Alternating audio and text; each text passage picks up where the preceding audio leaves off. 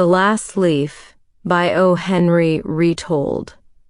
It was a cold, windy autumn in an old part of New York City called Greenwich Village. In a small apartment, two young artists lived together, Sue and Johnsy.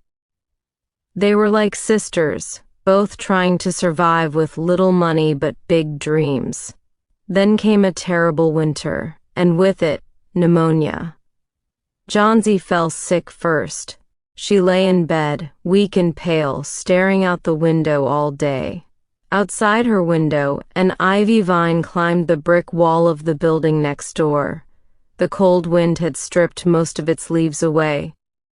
Only a few green ones were left, trembling. One afternoon, Sue brought Johnsy some soup, but she didn't eat. Her voice was faint.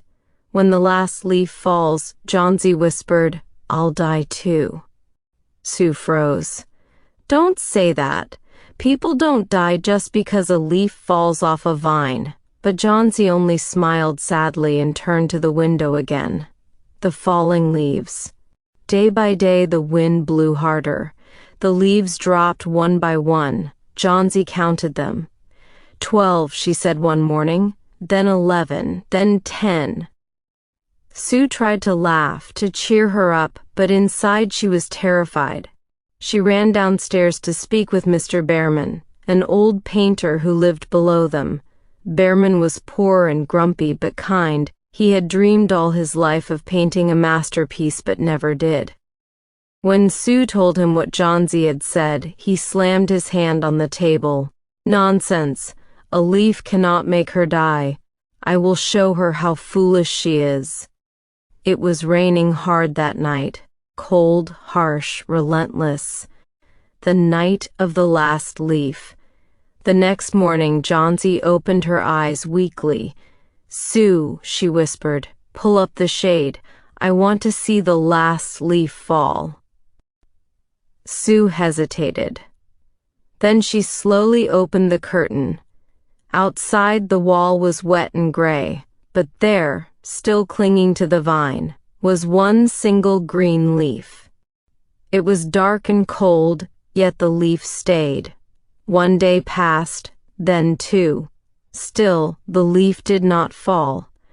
Johnsy stared at it again and again. "Something made that leaf stay," she whispered one morning. "Maybe I've been wrong. I've been wicked, wanting to die." "I'll try to live, Sue. I really will." Sue burst into tears, happy tears. The doctor came later and said her condition was improving. The masterpiece. That evening, Sue went downstairs to tell Mr. Behrman the good news. But the old man was very sick. He had caught pneumonia 2 days earlier. The janitor had found him in his room, soaked, freezing, his lantern still burning. On the wall outside, right under Johnsy's window, they found a ladder, some paints, and a brush. And then Sue understood. The last leaf, the one that never fell, was not real. It was Mr. Behrman's painting.